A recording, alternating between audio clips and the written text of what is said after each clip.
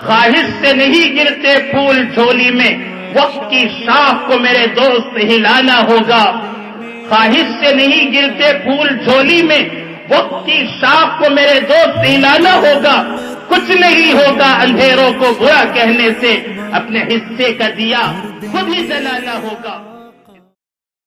الحمدللہ وصلی اللہ وسلم علی رسول اللہ وعلى آله وأصحابه ومن اهتدى بهداه، أما بعد، فأعوذ بالله من الشيطان الرجيم، بسم الله الرحمن الرحيم، إن الله لا يغير بقوم حتى يغيروا ما بأنفسهم۔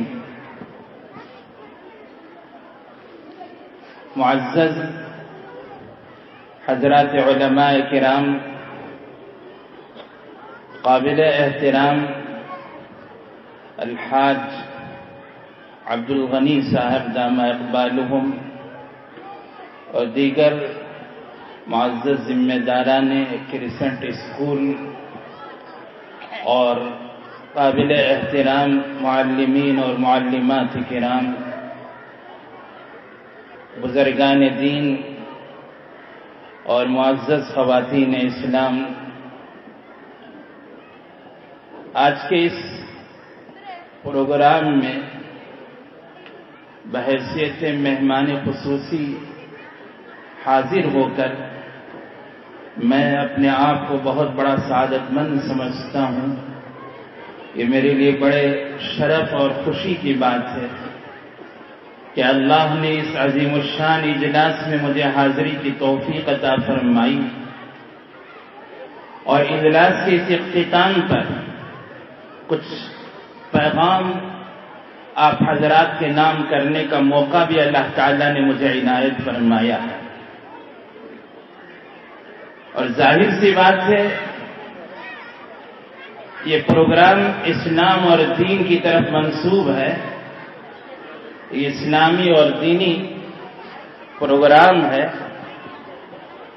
اور اس عظیم الشان اجلاس میں ہمارے سامنے جو ہمارے دینی اور ملی مسائل ہیں، ان مسائل کے سلسلے میں ہمیں جان کر پھر ان مسائل کا حل معلوم کر کے یہاں سے اٹھنا ہے، اور جو حل ہمیں بتایا جائے اس کے مطابق عمل کرنے کی وجہ سے ہمارے سامنے راستے کھلیں گے۔ ہمارے جو دینی اور ملی مسائل ہیں وہ دو طرح کے ہیں، ایک خارجی مسائل ہیں اور ایک اندرونی مسائل ہیں، ایک انٹرنل ایشوز ہیں اور کچھ ایکسٹرنل ایشوز ہیں، اور دونوں ایسے ایشوز ہیں کہ ہم بار بار ان ایشوز کا تذکرہ کرتے ہیں، اور ہماری غلطی یہ ہے کہ ہم ان ایشوز کے بارے میں جو فکریں کرتے ہیں اور ہماری جو فکر مرکوز ہوتی ہے وہ زیادہ تر خارجی مسائل پر مرکوز رہتی ہے۔ ہمارے سامنے خارجی مسائل بھی ہیں، اندرونی مسائل بھی ہیں، اور اللہ تعالیٰ کے اس اصول اور ضابطے کو اچھی طرح سمجھ لیں۔ اللہ فرماتے ہیں ان اللہ لا یغیر ما بقوم حتی یغیروا ما بانفسہم، کہ اللہ کسی بھی کمیونٹی کی حالت کو اس وقت تک نہیں بدلتے جب تک کہ وہ خود اپنے آپ کو بدلنے کی کوشش نہ کریں۔ جب لوگ اپنے آپ کو بدلیں گے تو اللہ قوم کو بدل دیں گے، اور اگر لوگ اپنے آپ کو بدلنے کی کوشش نہ کریں، فکر نہ کریں، تو اللہ بھی ان کی حالت کو ہرگز نہیں بدلیں گے۔ خدا نے آج تک اس قوم کی حالت نہیں بدلی۔ علامہ اقبال فرماتے ہیں خدا نے آج تک اس قوم کی حالت نہیں بدلی، نہ ہو جنہیں خود اپنے آپ کے بدلنے کا، نہ ہو جن کو خیال اپنے آپ کے بدلنے کا، جنہیں اپنے آپ کے بدلنے کا خیال نہ ہو۔ اللہ نے آج تک اس قوم کی حالت بدلی ہی نہیں ہے۔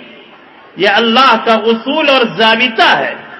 اگر ہم چاہتے ہیں کہ ہماری حالت بدلے، ہمارے جو مسائل ہیں ان مسائل کا حل نکلے، تو ان حالات میں ہمیں اپنے آپ کو بدلنے کی ضرورت ہے.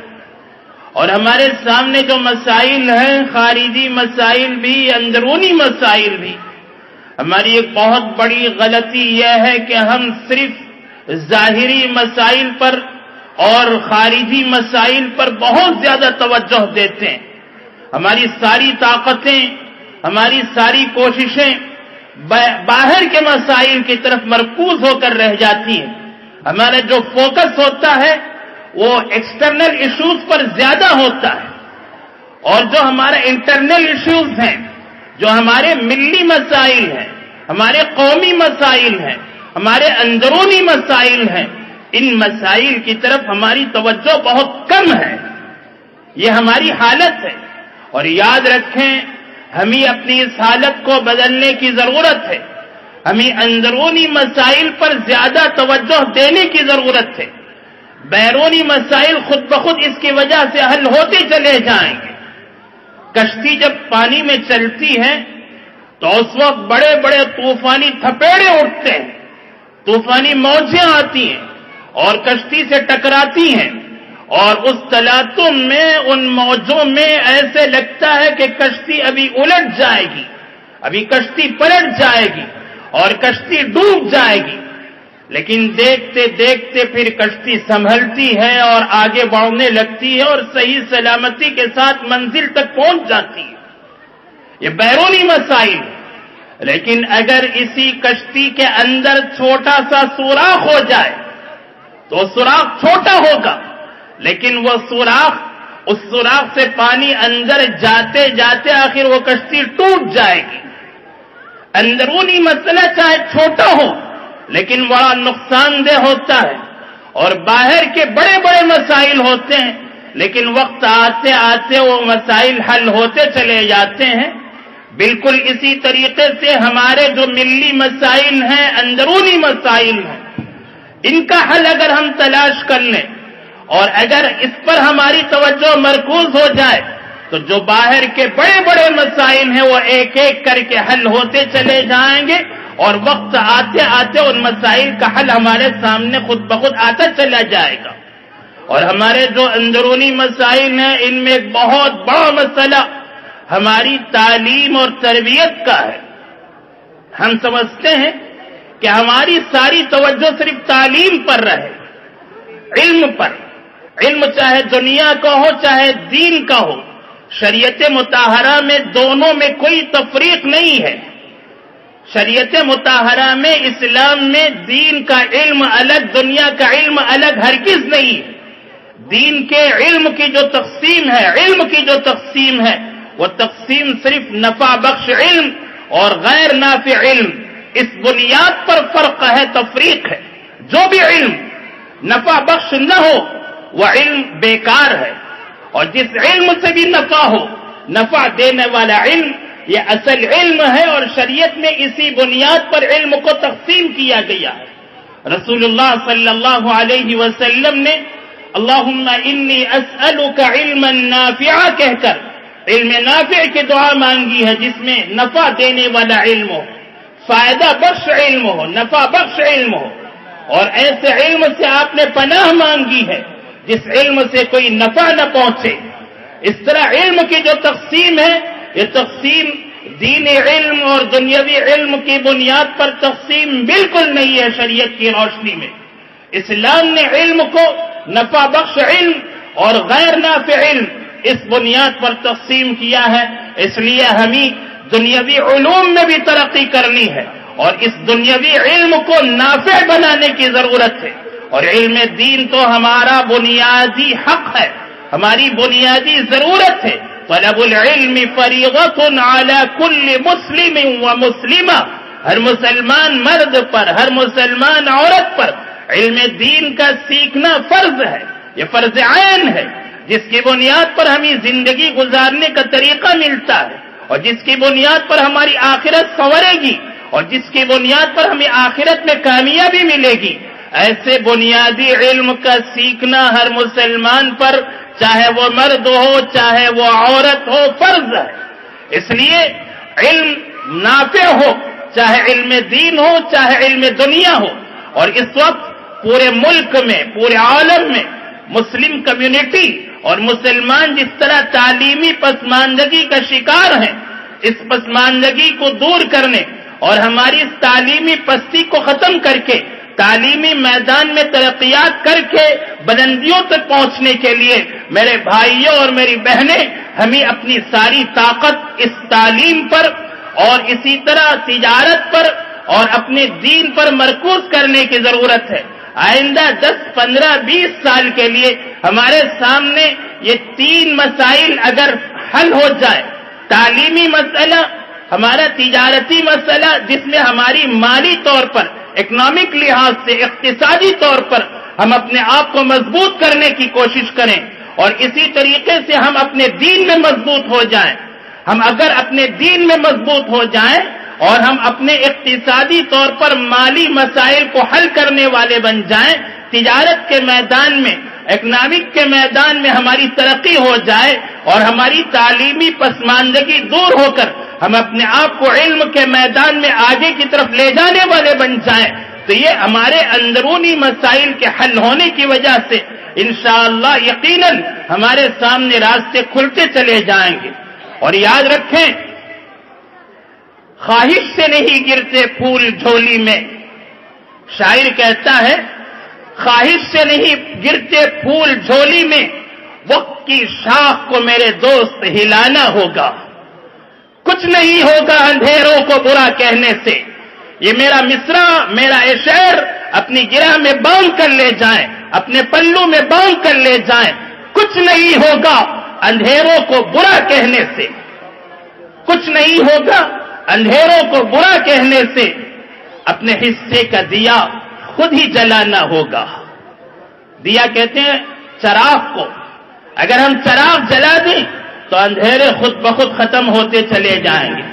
اگر دیا نہ جلائیں، چراغ نہ جلائیں، صرف اندھیروں کو گالیاں دیتے رہیں، اندھیروں کو برا بھلا کہتے رہیں، اندھیرے ختم ہونے والے ہرگز نہیں ہیں۔ اگر اندھیروں کو ختم کرنا ہے تو ایک دیا جلا دیں، ایک روشنی پیدا کر دیں، ایک چراغ جلا دیں، اندھیرے خود بخود بوریا بستر اٹھا کر وہاں سے بھاگ جائیں گے۔ میں دوبارہ ایک شعر پڑھتا ہوں، خواہش سے نہیں گرتے پھول جھولی میں، وقت کی شاخ کو میرے دوست ہلانا ہوگا۔ خواہش سے نہیں گرتے پھول جھولی میں، وقت کی شاخ کو میرے دوست ہلانا ہوگا۔ کچھ نہیں ہوگا اندھیروں کو برا کہنے سے، اپنے حصے کا دیا خود ہی جلانا ہوگا۔ اس بنجر سرزمین میں دسیوں سال پہلے ہمارے حاجی عبدالغنی صاحب نے ایک روشنی کا چراغ جلایا، آج یہ ایسی روشنی دے رہا ہے اور اس چراغ کی روشنی پورے علاقے کو منور کر رہی ہے، اور اس سے نسلیں پل رہی ہیں، بڑھ رہی ہیں، آباد ہو رہی ہیں، اور یہاں علم کی روشنی ایسی پھیل رہی ہے، تو ان کے لیے ہم بہت ہی مبارکبادی پیش کرتے ہیں اور ان کی خدمت میں ہدایہ تبریک پیش کرتے ہیں، مبارکبادی کے نذرانے پیش کرتے ہیں کہ حاجی صاحب ہمارے لیے نمونہ ہیں۔ انہوں نے یہ چراغ روشن کیا، اپنے حصے کا چراغ انہوں نے روشن کر دیا، تو یہ چراغ روشنی پھیلا رہا ہے، اور یہ ہر امتی کے لیے، ملت کے ہر فرد کے لیے، ہر مسلمان کے لیے نمونہ ہے کہ ہم بھی اپنے علاقے میں، اپنے محلے میں، اپنے گھر میں، اپنی بستیوں میں اور جگہ جگہ اسی طرح اپنے حصے کا دیا جلاتے رہیں گے تو یہ اندھیرے خود بخود ختم ہوتے چلے جائیں گے۔ اس طرح ہمیں اپنی حالت کو بدلنا ہوگا، اور اپنی حالت کو بدلنے کے لیے ہمیں اپنی فکر کو تبدیل کرنے کی ضرورت ہے۔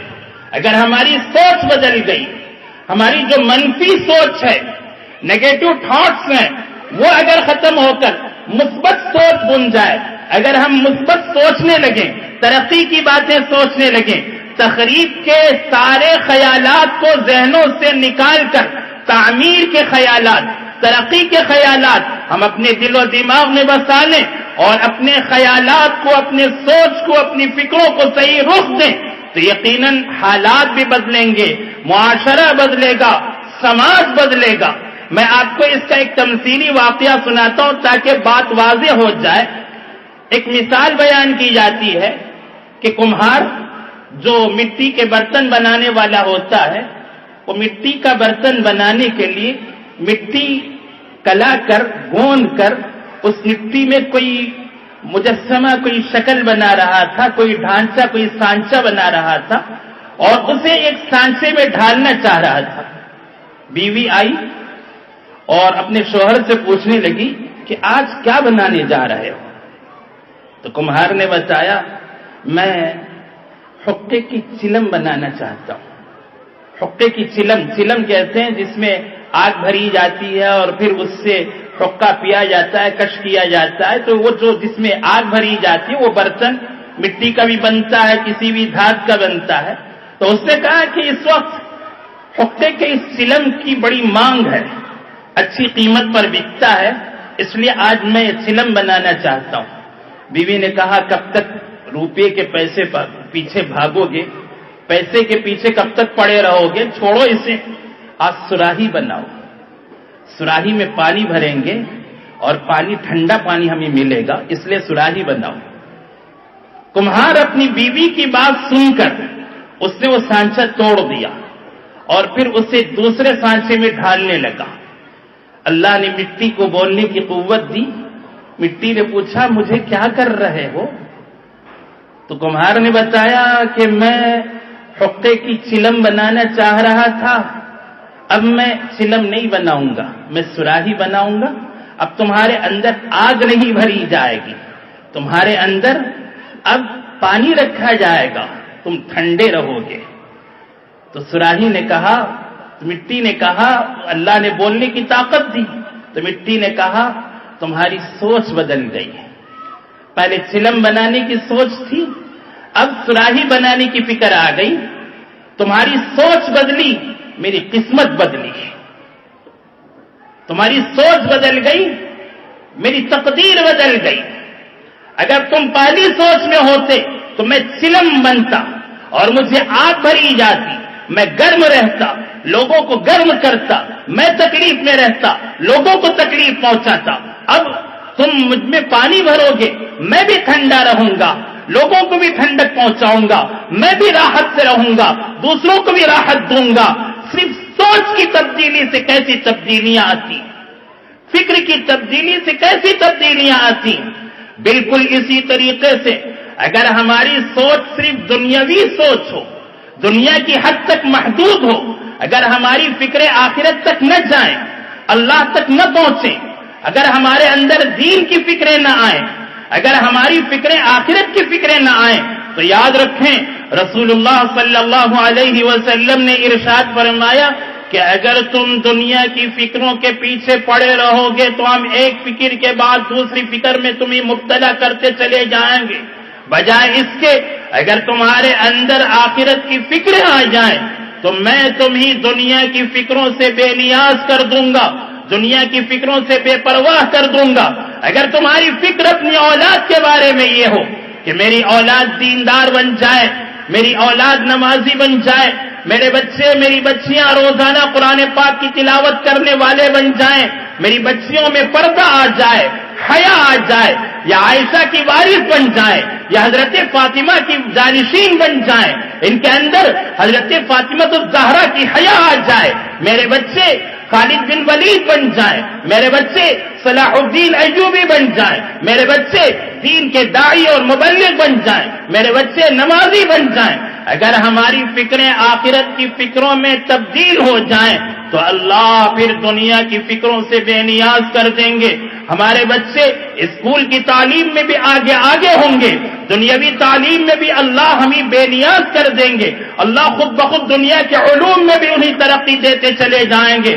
جن ماں باپ نے اپنی اولاد کے دین کے علم کی فکریں کی، اللہ نے دنیا کے علم سے انہیں بے نیاز کر دیا، اور جن ماں باپ نے صرف دنیا کے علوم کی فکریں کی، ان ماں باپ نے دنیا کے علوم کی فکروں میں اپنوں کو اور اپنے بچوں کو، اپنی بچیوں کو، اپنی اولاد کو، اپنی نسلوں کو ایسا الجھا کے رکھ دیا کہ پھر انہیں اللہ نے اسی میں الجھا دیا، اور وہ آخرت کی فکروں سے ایسے غافل ہو گئے کہ بس دنیا کی فکریں ایک کے بعد ایک، ایک کے بعد ایک ان کے اوپر سوار ہوتی رہی۔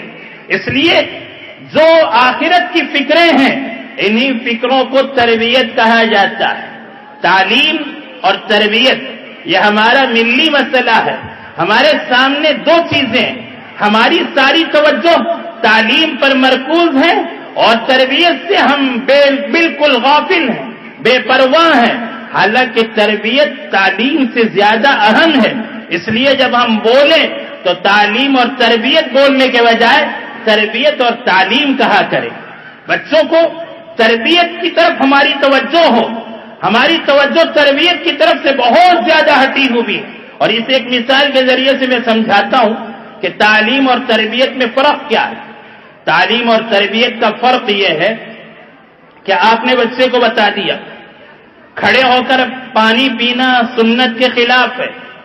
بائیں ہاتھ سے شیطان پانی پیتا ہے. شیطان ایک سانس میں پانی پیتا ہے. شیطان بیٹھ کر پانی نہیں پیتا. آپ نے بچے کو بتا دیا. بچے کو علم ہے کہ کھڑے ہو کر پانی پینا سنت کے خلاف ہے. ایک سانس میں پانی پینا سنت کے خلاف ہے. بائیں ہاتھ سے پانی پینا سنت کے خلاف ہے. لیکن پھر بھی بچہ کھڑے ہو کر ہی پانی پیتا ہے. ایک سانس میں پانی پیتا ہے اور بائیں ہاتھ سے پانی پیتا ہے. کیا بچے کو معلوم نہیں؟ کیا بچہ نہیں جانتا؟ جانتا ہے. تعلیم تو ہم نے دے دی لیکن تربیت کی فکر نہیں کی. اس لیے ہمیں بچے کی تربیت کی فکر کرنی ہے کہ بچہ جب پانی پیے تو اسے کہیں بسم اللہ کہہ کر پیو، بیٹھ کر پیو، سیدھے ہاتھ سے پیو، 3 سانس میں پیو. ساری سنتیں اسے بتائی جائیں. بچے کو کھانے سے پہلے بسم اللہ یاد دلائی جائے، یہاں تک کہ بسم اللہ پڑھنے کی اس کی عادت بن جائے. اس کی تربیت ایسی ہو کہ وہ سنت کے مطابق بیٹھ کر کھانے والا بن جائے. جیسے ہی وہ کھانے سے اٹھے تو الحمدللہ الذی اطعمنا وسقانا وجعلنا مسلمین خود بخود اس کی زبان پر دعا جاری ہو جائے. یہ تربیت ہے. تعلیم دینا ہی کافی نہیں ہے، تعلیم کے ساتھ بچوں کی تربیت کی فکر ہو. جب ہماری یہ فکریں ہو جائیں تو اس فکر کی بنیاد پر معاشرے میں تبدیلی آتی ہے اور سماج بدلتا ہے. ہماری سوچ بدلے گی، ہمارے بچوں کی تقدیر بدلے گی، ہماری فکر بدلے گی، ہمارے بچوں کا مستقبل بدلے گا. اور پھر ہمارے بچوں کا مستقبل بدلنے کے لیے، ہمارے بچوں اور بچیوں کے مستقبل کو روشن اور تابناک اور برائٹ بنانے کے لیے اللہ نے ہمارے ہاتھوں میں بہت بڑی طاقت دے دی، بہت بڑی قوت دے دی. اور وہ ہے نماز اور دعا کی طاقت اور قوت. نماز اور دعا یہ ایسی طاقت اور قوت ہے کہ اس طاقت اور قوت کے بل بوتے پر دنیا میں بڑے بڑے انقلابات آئے. لوگوں نے مصیبتوں سے نکلنے کے راستے تلاش کر لیے. عبداللہ طاہر خراسان کے بڑے عادل اور انصاف پسند حاکم گزرے ہیں. خراسان کا جو علاقہ افغانستان سے لے کر بخارا سمرقند کا علاقہ، اس پورے علاقے کو خراسان کہا جاتا ہے. اور یہ جتنا بڑا علاقہ تھا، اس علاقے کا جو کیپٹل سٹی تھا وہ نیشاپور تھا. عبداللہ طاہر وقت کے حاکم ہیں اور ان کی حکومت کے دوران ہر رات اسی علاقے کا ایک شہر تھا جو افغانستان میں ہے. ہر رات کے اس شہر میں ایک لوہار رہتا تھا. غریب تھا، مزدور آدمی تھا، محنت مزدوری کرنے والا شخص تھا، لیکن تھے بڑا نیک، بڑا نمازی، اللہ والا، اللہ سے سرگوشیاں کرنے والا، اللہ کی طرف متوجہ رہنے والا شخص تھا. وہ روزی کی تلاش میں ہر رات سے نکل کے نیشاپور پہنچ گیا. نیشاپور میں اس نے لوہاری کا کام کیا، خوب پیسے کمائے. چند مہینوں کے بعد میں اسے اپنے بیوی بچے یاد آنے لگے تو اپنی بیوی اور بچوں سے ملنے کے لیے وہ نیشاپور سے نکلا ہر رات جانے کے لیے. اور جب وہ نیشاپور سے نکلا تو انہی دنوں میں عبداللہ طاہر جو حاکم تھے انہوں نے اپنے پولیس والوں پر یہ سختی کر رکھی تھی کہ وہ چوکس رہیں، چوکنا رہیں، کہیں چوری کی واردات نہ ہو، کہیں ڈکیتی نہ ہو. تو رات کے وقت یہ جتنے پہرے دار تھے بڑے چوکنا رہتے تھے. انہوں نے چوکسی کر کے 5 چور پکڑ رکھے تھے اور 5 چوروں کو لے جا کر جیل میں بند کیا. اتفاق کی بات یہ ہے کہ 5 چوروں میں سے ایک چور کسی طرح بچ کے نکل گیا اور حاکم عبداللہ طاہر کو بتلایا جا چکا تھا کہ 5 چور پکڑے گئے ہیں اور 5 کے 5 جیل میں ہیں. اور جب ایک چور بھاگ گیا تو یہ جتنے پہرے دار تھے وہ پریشان ہو گئے کہ اب کیسے ہم عبداللہ طاہر کو بتلائیں کہ ایک چور بھاگ گیا. رات میں یہ تلاش کرنے کے لیے نکلے تو دیکھا کہ ایک آدمی رات کے آخری پہر میں کہیں سڑکوں سے جا رہا ہے اور یہ جانے والا وہی لوہار تھا جو اپنے بیوی بچوں سے ملنے کے لیے رات کے آخری پہر میں سفر شروع کر کے نکلا تھا. ابھی اس کا سفر شروع ہوا تھا کہ راستے میں پہرے داروں نے پولیس والوں نے جکڑ لیا اور اسے پکڑ کر لے جا کر جیل میں بند کر دیا. بیچارہ نہ چور تھا نہ ڈاکو تھا، حلال کمائی کرنے والا اللہ کا نیک بندہ، وہ کسی طرح جیل میں پہنچ گیا. پہرے دار یہ سوچ رہے تھے کہ ہم نے 4 کی جگہ 5 کی عادت مکمل کر دی. اب یہ جیل میں پہنچ گئے. جیل میں جانے کے بعد جب یہ سوچنے لگے کہ میں بے قصور ہوں اور مجھے جیل میں بند کر دیا گیا ہے تو سوچنے لگے کہ اب تو سارے دروازے بند ہیں، میں اس در پہ جاتا ہوں جس در پہ جانے کے بعد کوئی ناکام نہیں ہوتا، جو دروازہ رات کی تاریکیوں میں بھی بند نہیں ہوتا، دن کے اجالوں میں بھی بند نہیں ہوتا، جو امیروں کے لیے بھی کھلا ہوا ہے، فقیروں کے لیے بھی کھلا ہوا ہے، جو دروازہ مردوں کے لیے بھی کھلا ہوا ہے، عورتوں کے لیے بھی کھلا ہوا ہے، اور جس دروازے پر صدا لگائے تو وہاں سے فریاد رسی ہوتی ہے. انہوں نے نماز پڑھنا شروع کیا. ہر 2 رکعت کے بعد میں وہ سجدے میں جاتے، رو رو کر گڑ گڑا کر مناجات کرتے اور زاری سے اللہ سے دعائیں مانگتے. اس اللہ سے دعائیں مانگ رہے تھے، ادھر عبداللہ طاہر کو نیند لگی. یہ سوئے ہوئے تھے. انہوں نے خواب میں دیکھا کہ 4 آدمی آئے، آ کر ان کی 4 پائی کو چاروں طرف سے اٹھایا اور اٹھا کر ان کی حکومت کا جو تختہ ہے اس تختے کو وہ اوندھا کرنے کی کوشش کر رہے ہیں. یہ چمک کر اٹھ کر بیٹھ گئے اور بڑے نیک آدمی تھے، دل کے بڑے صاف تھے. انہوں نے اٹھا، وضو کیا، نماز پڑھی، اللہ سے دعا مانگی کہ اللہ ہر طرح کی مصیبت سے میری اور میری حکومت کی، میرے عوام کی، میرے رعایا کی حفاظت فرما. دعا مانگی، سو گئے. دوسری مرتبہ پھر یہی خواب آیا کہ 4 آدمی آئے جو فرشتوں کی شکل میں تھے اور ان کی 4 پائی کو اٹھا کر وہ اسے الٹنے کی کوشش کر رہے ہیں. پھر ہڑبڑا کر اٹھ کر بیٹھ گئے. پھر دوبارہ اسی طرح وضو کیا، 2 رکعت نماز پڑھی، دعا مانگی، استغفار کیا، آہوزاری کی، پھر سو گئے. تیسری مرتبہ پھر یہی ہیبتناک خواب دیکھا. پھر تیسری مرتبہ یہی ہوا. چوتھی مرتبہ پھر اسی طرح سونے کے بعد انہوں نے یہی خوفناک خواب دیکھا. ہڑبڑا کر اٹھ کر بیٹھ گئے اور بیٹھنے کے بعد میں انہوں نے سوچا کہ کوئی نہ کوئی بڑا حادثہ ہوا ہے. بہت دیر تک سر نیچے ہوئے سوچتے رہے کہ ہوا کیا ہے. دل میں خیال آیا کہ شاید کسی بے قصور کو جیل میں بند کر دیا گیا ہوگا. معلوم کروں، اسی وقت رات کی اسی تاریکی میں جیلر کو بلا بھیجا اور اس سے پوچھا کیا کسی بے قصور کو جیل میں بند کر دیا گیا ہے، کوئی قیدی ایسا آ گیا؟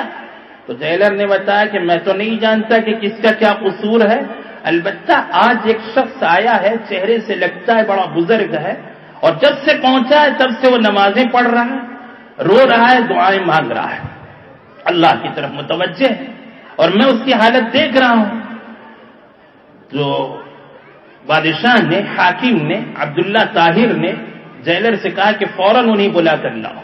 انہیں بلایا گیا، سامنے بٹھایا گیا، ان سے پوچھا گیا کہ تمہارا حال کیا ہے، تم کون ہو، کہاں رہتے ہو. انہوں نے سارا قصہ سنایا. معلوم ہو گیا کہ یہ بے قصور ہیں، بے قصور کو بند کر دیا گیا ہے. پھر ان پولیس والوں کو، پہرے داروں کو بلایا، انہیں سزائیں دی اور ان کی حقیقت جب کھل کر سامنے آئی تو انہیں معزول کیا. اور اس کے بعد اب ان سے، اس لوہار سے عبداللہ طاہر نے، حاکم نے بتلایا کہ میری تم سے 3 درخواست ہے.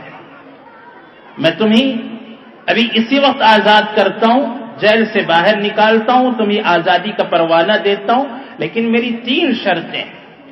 ان 3 شرطوں کو قبول کرنا ہوگا. پہلی شرط یہ ہے کہ آپ مجھے معاف فرما دیں، مجھے معاف کر دیں، مجھ سے غلطی ہوئی ہے. دوسری شرط، میں آپ کو 1000 اشرفیاں دوں گا، 1000 دینار میں آپ کو دوں گا، آپ اسے قبول فرمائیں گے.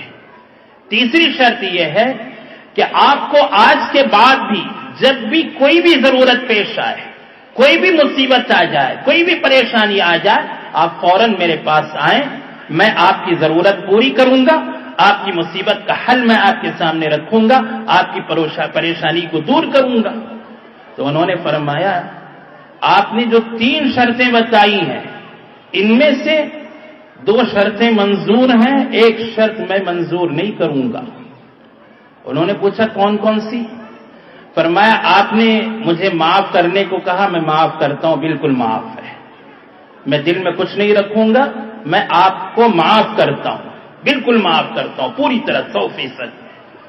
دوسری بات، آپ نے 1000 دینار دینے کے وعدے کیے، پیشکش فرما رہے ہیں، قبول ہے، میں آپ کے 1000 دینار بسر و چشم، سر اور آنکھوں پر رکھ کر قبول کر لوں گا، لیکن تیسری شرط منظور نہیں۔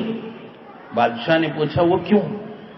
فرمایا تیسری شرط جو آپ یہ بتا رہے ہیں کہ جب بھی میرے سامنے کوئی مصیبت آئے میں آپ کے در پر آ جاؤں، یہ مجھ سے نہیں ہو سکتا ہے۔ بادشاہ نے پوچھا ایسا کیوں؟ حاکم نے سوال کیا ایسا کیوں نہیں ہو سکتا؟ انہوں نے بتلایا کہ جس دربار میں حاضر ہو کر میں نے اپنی درخواست رکھی اور اس نے مجھ جیسے فقیر کی آواز سن کر، میری صدا سن کر، میری فریاد سن کر آپ جیسے حاکم کا تختہ 4 بار اوندھا کر سکتا ہے، کیا میں اس کا دربار چھوڑ کر آپ کے پاس آ جاؤں؟ میرے لیے نماز کافی ہے، جب بھی پریشانی آئے گی میں نماز پڑھوں گا، اپنے اللہ کو سناؤں گا، وہ سنے گا۔ جو اللہ مجھ جیسے فقیر کی آواز سن کر آپ جیسے حاکم کے 4 دفعہ 4 پائی کو اوندھا کر سکتا ہے، میں وہ دربار کیسے چھوڑ سکتا ہوں؟ آپ کی یہ تیسری شرط بالکل منظور نہیں ہے۔ یہ ہے ہی ایسا دربار جس دربار میں حاضر ہو کر اللہ سے مانگیں تو اللہ تعالیٰ ہر پریشانی کو دور فرماتے ہیں۔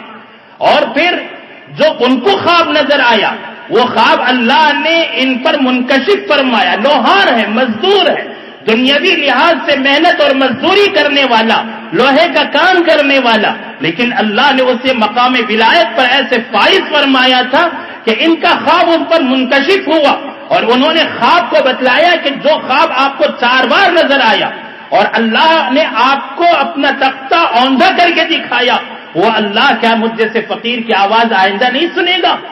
ہر وقت، ہر مرحلے میں زندگی کے ہر موقع پر اسی رب کو پکاروں گا۔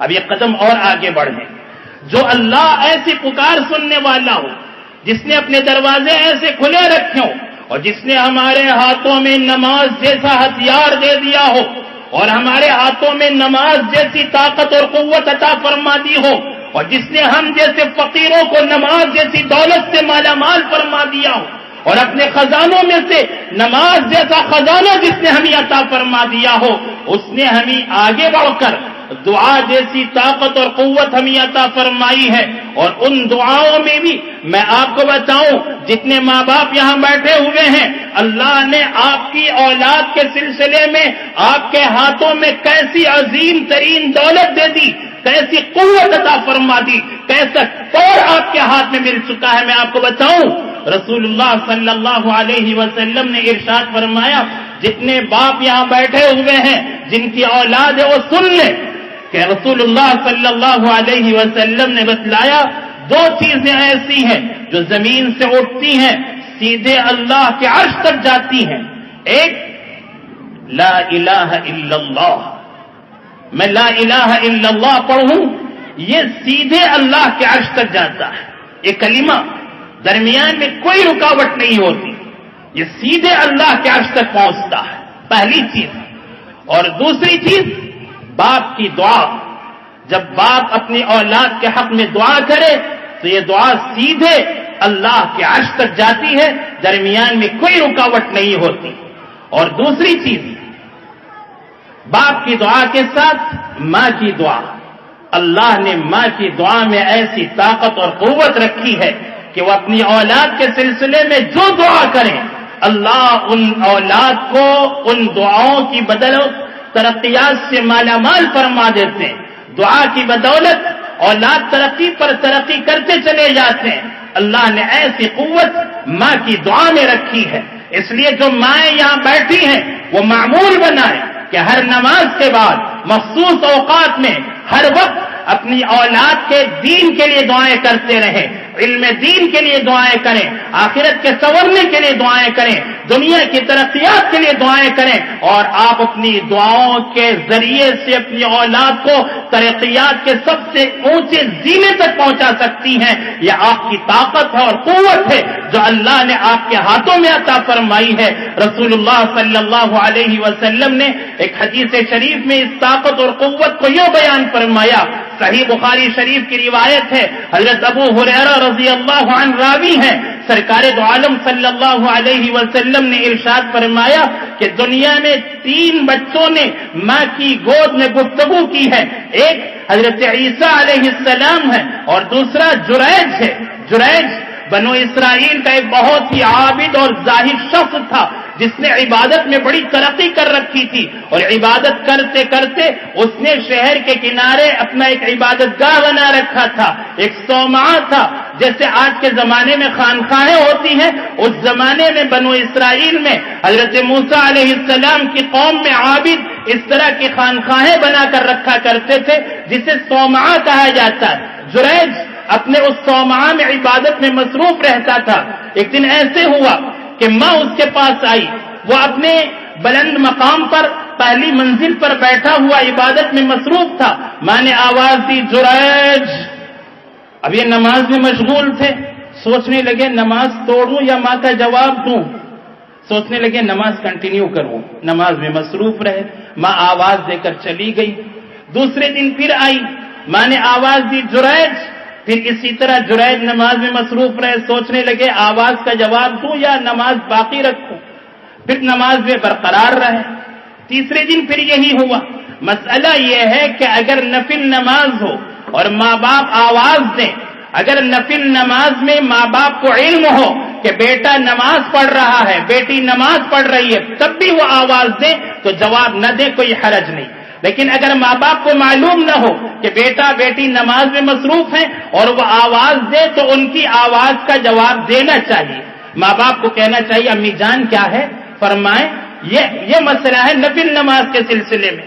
اب جریج کو جواب دینا چاہیے تھا، جواب نہیں دیا۔ تیسرے دن بھی ماں جب آواز لگانے لگی، جریج نے کوئی جواب نہیں دیا تو ماں نے نیچے سے بددعا کرتے ہوئے کہا، اللہم لا تمتہ حتی تریہ وجوہ المومیسات، اے اللہ آپ اسے اس وقت تک موت نہ دیں جب تک کہ یہ فاحشہ عورتوں کا چہرہ نہ دیکھ لے، یعنی فاحشہ عورتوں کا سابقہ جب تک نہ پڑے اس وقت تک اس کی موت نہ آئے۔ ماں کے دل سے بددعا نکل گئی، ماں وہاں سے ناراض ہو کے چلی گئی، دل برشداشتہ ہو کے۔ اب بنو اسرائیل میں ایک فاحشہ عورت تھی، بڑی حسین و جمیل، بڑی خوبصورت عورت تھی۔ ادھر جریج کی عبادت کے چرچے تھے۔ اس نے بنو اسرائیل میں لوگوں سے کہا کہ میں جریج کو فتنے میں مبتلا کروں گی، ان کی عبادت کو بدنام کروں گی۔ وہ کسی طرح صومعے میں آ گئی اور جریج کو پھسلانے لگی، کسی طرح جریج اس کی باتوں میں آ جائیں، بدکاری کر لیں، لیکن جریج اس کی طرف متوجہ نہیں ہوئے۔ انہوں نے اپنے دامن کی حفاظت فرمائی، اپنے عفت کی حفاظت فرمائی۔ اب اسے اور غصہ آیا، وہ فاحشہ عورت ایک چرواہے کے پاس گئی، اس سے منہ کالا کیا اور اس سے پھر حاملہ ہوئی، اور جب بچہ ہوا تو بچہ لے کر بنو اسرائیل کے پاس پہنچی اور بنو اسرائیل میں قوم کے سامنے کھڑے ہو کر لوگوں سے کہا کہ یہ جریج کا بیٹا ہے، جریج سے مجھے ہوا ہے۔ لوگوں نے دیکھا کہ جریج جس کی عبادت کے ایسے چرچے ہیں، اس نے ایسی بدکاری کی، ساری قوم، سارے بستی والے، سارے آبادی والے، سارے لوگ دوڑے ہوئے جریج کے صومعے کے پاس آئے، آ کر سب نے اسے مار کر گرا دیا۔ جریج سے کہا نیچے اتر کر آؤ، جریج کو باہر بلا لیا اور سارا صومعہ، ساری عبادت گاہ ڈھا دی اور جریج کے چہرے پر مارنے لگے اور اسے پیٹنے لگے، گالیاں دینے لگے۔ جریج نے پوچھا ہوا کیا ہوا ہے؟ کہا یہ تمہارا بچہ ہے جو اس سے ہوا ہے۔ انہوں نے فرمایا بچے کو لے کر آؤ۔ اب جریج کے سامنے بچہ لایا گیا۔ جریج نے فرمایا مجھے 2 رکعت نماز پڑھنے دو، نماز کی طاقت دیکھیں، اب نماز کی قوت دیکھیں۔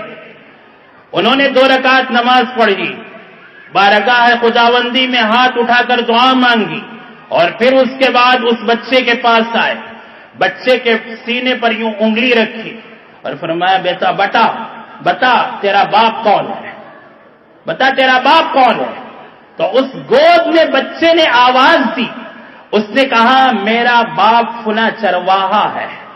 لوگ کھڑے دیکھ رہے ہیں تماشا کہ معصوم بچہ ماں کی گود سے بتا رہا ہے کہ میرا باپ فلاں چرواہا ہے جس سے میری ماں نے منہ کالا کیا ہے۔ اب لوگوں کو جریج کی کرامت سمجھ میں آ گئی، لوگوں نے کہا ہم سب معافی چاہتے ہیں، ہم سے غلطی ہو گئی، ہم آپ کا یہ جو صومعہ ہے، آپ کی عبادت گاہ ہے، یہ بلڈنگ ہم سونے کی بنا دیں گے، سونے کے اینٹوں کی بنا دیں گے۔ کتنی دولت ہوگی بنو اسرائیل کے پاس۔ انہوں نے فرمایا نہیں، مجھے سونے کی اینٹوں کا کوئی صومعہ نہیں چاہیے، وہی مٹی والا، وہی اینٹوں والا مجھے بنوا کر دے دیں۔ چنانچہ ان کے لیے وہی پھر صومعہ بنوا دیا گیا۔ اس حدیث پاک سے آپ اندازہ لگائیں کہ ایک طرف ماں کی بد دعا کیسا کام کر رہی ہے، ایک طرف نماز کی طاقت اور قوت کو پہچانے۔ ماں نے جو بد دعا دی، اللہ جب تک فاحشہ عورت کا منہ یہ نہ دیکھ لے اس وقت تک اسے موت نہ آئے۔ حضرات شراح حدیث، حضرات علماء فرماتے ہیں اگر ماں بد دعا کر دیتی کہ اے اللہ جب تک یہ بدکار عورت سے ملوث نہ ہو جائے اس وقت تک موت نہ دے تو یہ بدکاری بھی کر لیتا۔ ماں نے دعا کے جو الفاظ کہے اللہ نے انہی الفاظ کو بہو ایک ایک کر کے قبول فرمایا۔ یہ ماں کی دعا کے الفاظ کی طاقت اور قوت ہوتی۔ یہ دو روایت، یہ دو شخص گود میں بات کرنے والے، اور تیسرا شخص، میرا وقت ختم ہو رہا ہے، بس اپنی بات ختم کرتا ہوں 2 منٹ میں۔ تیسرا شخص جس نے گود میں گفتگو کی، رسول اللہ صلی اللہ علیہ وسلم نے ارشاد فرمایا کہ بنو اسرائیل کی ایک عورت اپنے گود میں اپنے بچے کو لے کر دودھ پلا رہی تھی، اور اسی وقت ایک شخص سواری پر گزرا، آگے پیچھے دائیں بائیں حشم قدم ہتھوں بچوں کی صدائیں اور بڑا شاندار لباس، عالیشان سواری۔ اس طرح وہ وہاں سے گزر کے گیا تو میں نے دیکھا کہ کیا شاندار اس کی حکومت ہے، اس کی کیا شان و شوکت ہے، کیا بہترین لباس ہے، کیا بہترین شاندار سواری ہے۔ میں نے دعا کی اے اللہ میرے اس بچے کو بھی اس جیسا بنا دے۔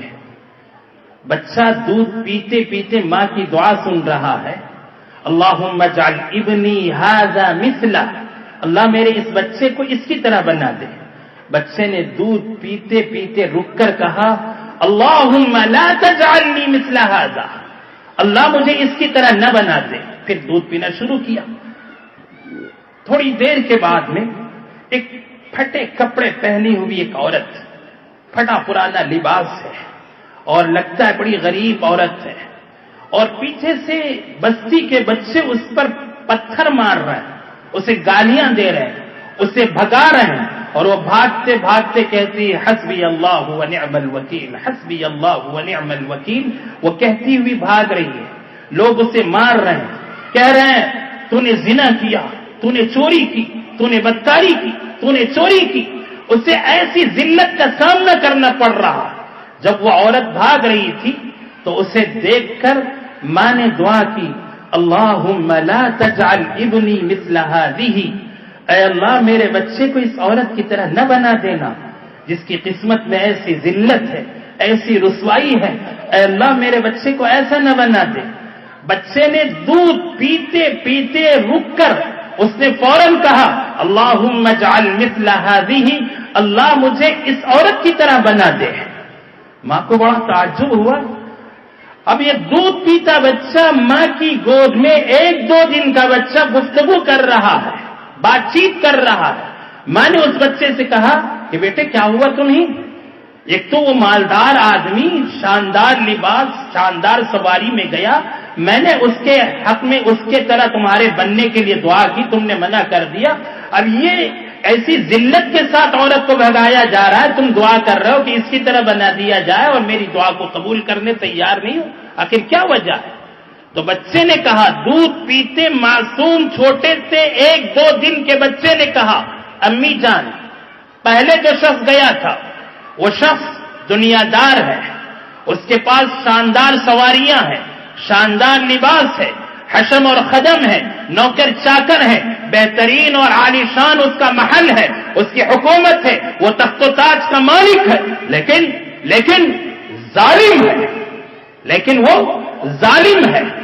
اور یہ جو عورت گئی تھی، لوگ اس پر تہمت لگا رہے ہیں کہ اس نے بدکاری کی اور اس نے چوری کی، اور حقیقت یہ ہے کہ اس نے چوری بھی نہیں کی، اس نے بدکاری بھی نہیں کی، وہ تو اللہ کی مقبول بندی ہے، نیک بندی ہے۔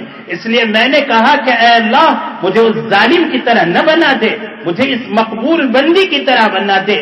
اس لیے ظاہر پر کبھی نہ جائیں، نہ جا ظاہر پرستی پر، گر کچھ عقل و دانش ہو، چمکتا جو نظر آتا ہے وہ سب سونا نہیں ہوتا۔ نہ جا ظاہر پرستی پر، گر کچھ عقل و دانش ہو، چمکتا جو نظر آتا ہے وہ سب سونا نہیں ہوتا۔ اس لیے ہمیں اپنی فکروں کی بدلنے کی ضرورت ہے کہ چمکتی ہوئی جو بھی دنیا نظر آئے، دمکتی ہوئی جو بھی فانی دنیا ہمارے سامنے آئے، اس کے دھوکے میں نہ آئے۔ آخرت جو باقی ہے، باقی رہنے والی ہے، ہماری توجہ، ہماری فکریں اس طرف متوجہ رہیں۔ اس حدیث پاک میں اس بچے کے واقعے سے بتلایا گیا کہ بچے کی فکر یہ ہے، ماں کی فکروں کو بتلایا گیا کہ ماں کی فکریں دنیا کی طرف اگر متوجہ ہیں، دنیا کے چمک دمک کی طرف اگر متوجہ ہیں، تو وہ یہاں سے توجہ ہٹا کر آخرت کی فکروں کی طرف اپنی توجہ کو مرکوز کریں اور اپنی اولاد کو نیک اور صالح بنانے کی فکر فرمائیں۔ میں بڑی مبارکباد دیتا ہوں آپ تمام ماؤں اور بہنوں کو، تمام حاضرین کو کہ آپ ایسی شاندار اسکول میں اپنے بچوں کو، بچیوں کو پڑھوا رہے ہیں جہاں آپ کے لیے دینی علوم کا بھی نظم ہے، دنیاوی علوم کے ساتھ دینی تعلیمات کا بھی انتظام کیا گیا ہے، جس کا ایک شاندار مظاہرہ آج کے اس اجلاس میں کیا گیا۔ اس پروگرام میں جن طلباء نے، طالبات نے اپنے اپنے پروگرام کا اظہار فرمایا ہے، میں اس پر ان محنت کرنے والے اساتذہ کو، ٹریننگ دینے والے اور ان پر مشق کرانے والے تمام اساتذہ کو دل کی گہرائیوں سے مبارکباد دیتا ہوں۔ سب سے پہلے الحاج عبدالغنی صاحب دامہ اقبالہم کو اور ان کے دوش بدوش کام کرنے والے ان کے اہل خاندان اور ان کے رفقائے کار اور اسکول کے پورے مینجمنٹ، تمام اساتذہ، معلمین، معلمات اور ایسے ہی جتنے پیرنٹس یہاں تشریف لائے ہیں، میں سب کو مبارکباد دیتا ہوں اور دل کی گہرائیوں سے دعا دیتا ہوں کہ اللہ تعالیٰ آپ کو جزائے خیر عطا فرمائے۔ اس اسکول کو اللہ دن دونی رات چوگنی خوب ترقیات سے مالا مال فرمائے، ہر طرح کی بری نظر سے، حاسدین کے حسد سے، شرپسندوں کے شر سے، شریروں کی شرارتوں سے، ہر طرح کے بدخواہوں کی بدخواہی سے اللہ اس پورے اسکول کی اور اسکول کی طرف جتنے حضرات منسوب ہیں اللہ سب کی حفاظت فرمائے۔ اللہ ہمیں دنیا میں بھی آخرت میں بھی ہر طرح کی ترقیات سے مالا مال فرمائے۔ شکریہ کے ساتھ میں اپنی بات ختم کرتا ہوں۔ وآخر دعوانا ان الحمد للہ رب العالمین۔